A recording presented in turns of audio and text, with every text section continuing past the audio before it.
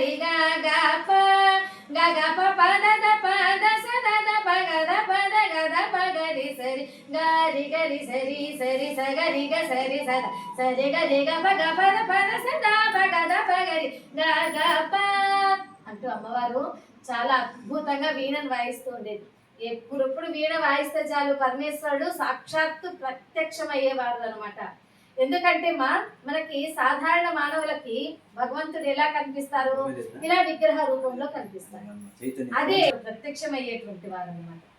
ఇలా ఎన్నో విద్యలు నేర్చుకున్నావమ్మా, నీకు ఇంకా ఏమైనా విద్యలు నేర్చుకోవాలా అని ఉందా అని అడుగుతారు. ఎవరు?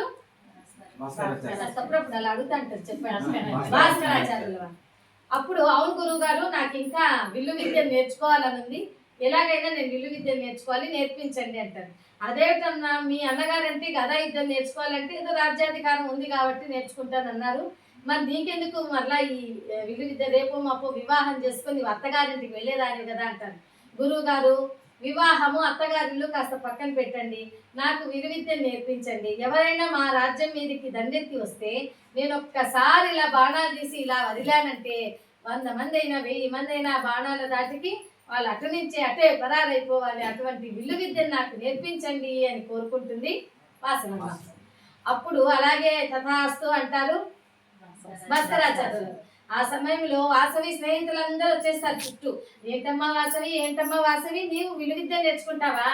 ఎవరైనా స్త్రీలు యుద్ధ విద్యను నేర్చుకున్నట్టుందా? యుద్ధ కవచం ధరించినట్టుందా? యుద్ధం చేసినట్టు ఎవరైనా ఉందా? యుద్ధం చేసి గెలిచినట్టు ఎవరైనా ఉందా అని అడుగుతారు.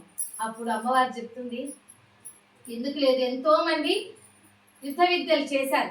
సత్యభామ నరకాసురుని సంహరించింది కదా, సుభద్రాదేవి ఘటోత్కచుని సంహరించింది కదా, అలాగే కైకాదేవి జంబరాసుని సంహరించింది కదా, చండికాదేవి చంద్రాసురుని సంహరించింది కదా, ఇంకా దుర్గాదేవి మహిషాసురుని సంహరించింది కదా. మరి వీళ్ళంతా యుద్ధం చేసే కదా సంహరించారు. అదేంటమ్మా వీళ్ళంతా దేవుళ్ళు దేవతలు అని అనుకుంటారేమో. కానీ ఈ కాలంలో మొన్నటి వరకు మనం చూసినటువంటి ఓరుగల్లు ప్రాంతాన్ని పరిపాలించినటువంటి ఎవరమ్మా? రుద్రమదేవి, ఆమె కూడా యుద్ధం చేసింది కదా. అలాగే బొంబాయి ప్రాంతాన్ని పరిపాలించినటువంటి ఝాన్సీ లక్ష్మీబాయి, ఆమె కూడా యుద్ధం చేసింది కదా. కర్ణాటక ప్రాంతాన్ని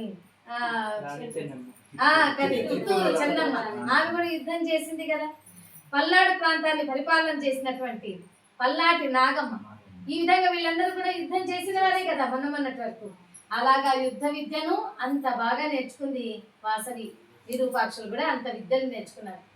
ఈ విరూపాక్షులు వాసవిదేవి విద్యలంతా నేర్చుకున్నాక ఇక ఒకనొక శుభముహూర్తం రోజున అంతఃపురం నుంచి ఒక బంగారు రథం వచ్చి ఈ వాసవి విరూపాక్షులను ఇక అంతఃపురానికి తీసుకొని వెళ్ళాలి అని తీసుకొని వెళ్తున్నారు. రాజ్యాంగానికి తీసుకొని వెళ్ళాక అంతఃపురానికి అక్కడ అందరూ కూడా ఈ వయసు వారంతా తోటి స్నేహితులంతా ఉంటారు కదా.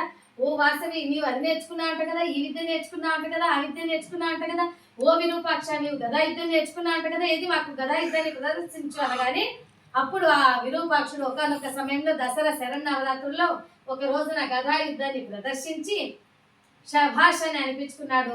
అటువైపు వారందరినీ కూడా ఓడించేశాడు ఈ మనకి విరూపాక్షుడు. అలాగే వాసవిదేవి కూడా తన విల్లు విద్యను ప్రదర్శించి వెలుగొండకు దగ్గరలో ఉన్నటువంటి తోటపల్లి అనే గ్రామంలో ఉన్నటువంటి మామిడి చెట్లకంతా కూడా ఈ విల్లు విద్యను ప్రదర్శించి బాణాలు వేసి ఆ మామిడి చెట్ల మీద ఉండేటువంటి పండ్లన్నీ కూడా జలమని రాలిపోయాయి. ఆ విధంగా వాసవిదేవి కూడా విలు విద్యను ప్రదర్శించింది. జై భలో వాసవి మాతాకి.